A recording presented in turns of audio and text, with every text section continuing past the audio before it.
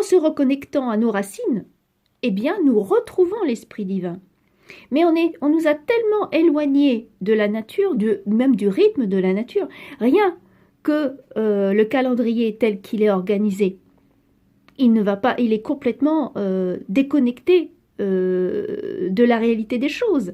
Nous commençons l'année en plein hiver, alors que toute la nature est endormie, alors que les arbres, ils ont perdu leurs feuilles, que tout est en attente, que tout est au repos. Et nous, on fête la nouvelle année à ce moment-là. Vous voyez bien qu'il y a quelque chose qui cloche. La nouvelle année devrait être fêtée au printemps. C'est là que tout renaît.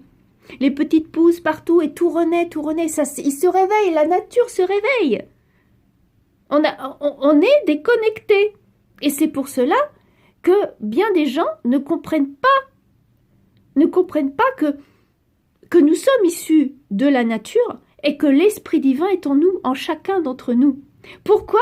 Eh bien parce que le Créateur, je ne dis pas que c'est Dieu, je dis c'est la nature, le Créateur ou la créatrice, peu importe, elle nous a offert une partie d'elle, sa partie créatrice. Nous sommes des créateurs aussi. Nous avons la capacité de créer, contrairement aux robots qu'on veut nous faire passer au-dessus de nous maintenant, qui seront plus intelligents que nous. Ils n'ont pas la capacité de créer. Pour faire un tableau, il faut qu'ils prennent différents tableaux et il va vous faire un tableau à partir de création originale. Mais nous sommes capables de créer le tableau original. Nous en avons la capacité. Là, c'est un exemple, un tableau, mais ça peut être autre chose. Nous avons la capacité de créer. Mais le problème, c'est que les humains se servent de leur capacité, de leur intelligence pour détruire.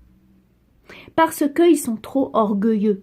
Ils n'acceptent pas que la nature soit au-dessus d'eux. Ils ne veulent personne au-dessus d'eux. C'est pour ça qu'ils veulent aussi détruire celui qu'on pourrait dire Dieu.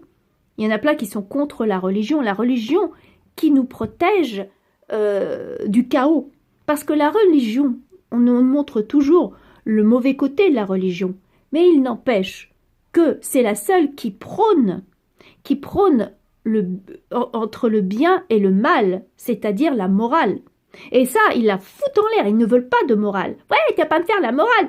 La morale protège du bien et du mal, protège du chaos, protège les êtres faibles, parce que quand le mal, on ne sait plus où est le bien et le mal, on fait du mal même sans s'en apercevoir, puisqu'on ne sait pas où est le bien et où est le mal. Et donc la morale nous élève, et c'est bien pour cela qu'il faut se raccorder à nos racines et à l'Esprit divin qui permet de nous élever.